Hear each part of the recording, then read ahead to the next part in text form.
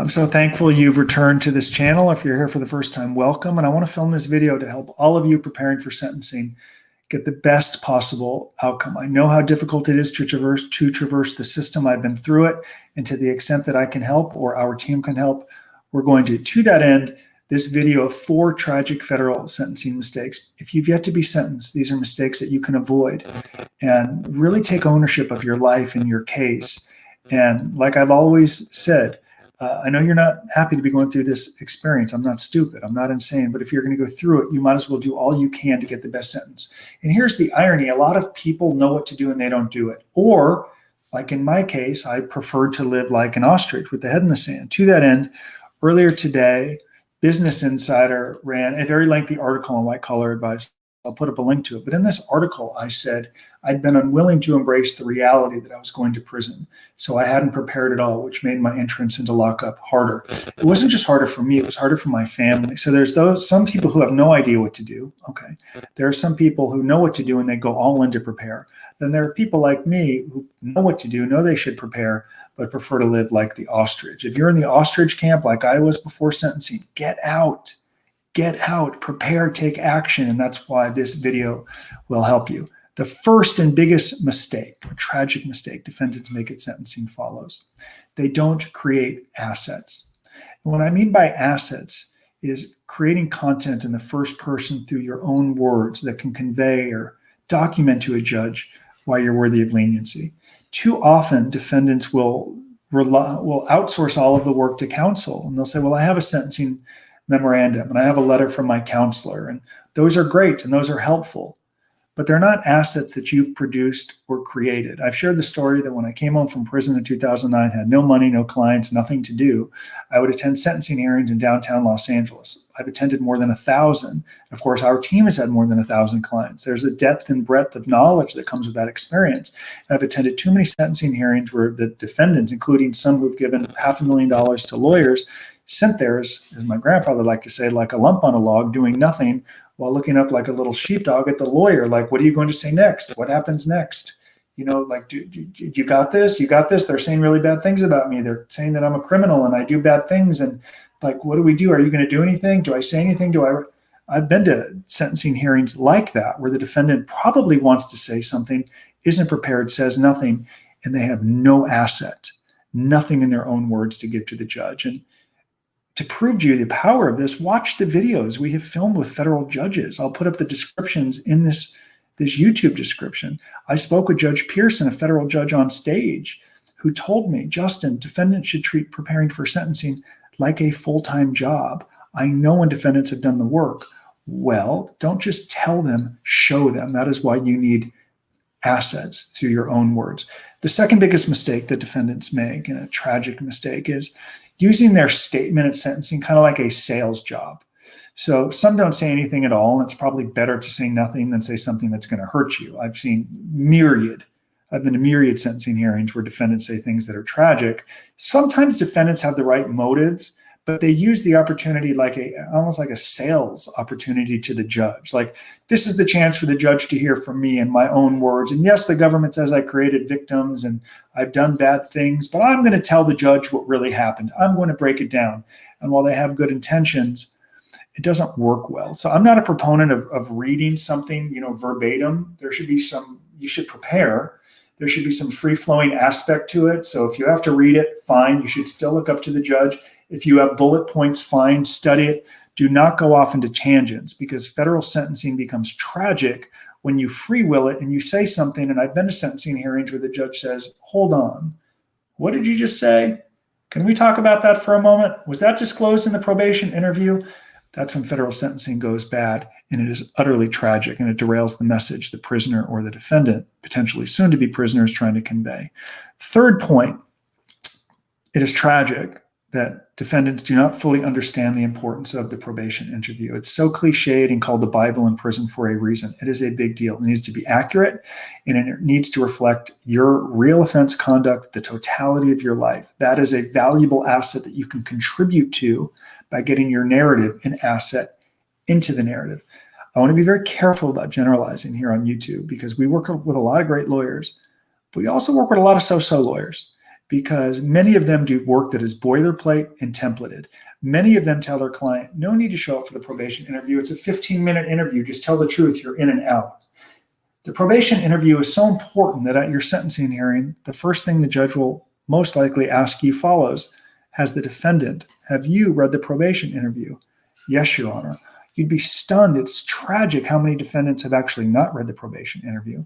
When it came back, because they hadn't read it, couldn't create objections and clarifications, couldn't get objections and clarifications on the record. Therefore, the lawyer was not in a position to even argue for them at sentencing. It's tragic how many lawyers say, oh, I'm going to argue for that at sentencing, yet fail to create these objections and clarifications. So learn from people who have made horrific mistakes.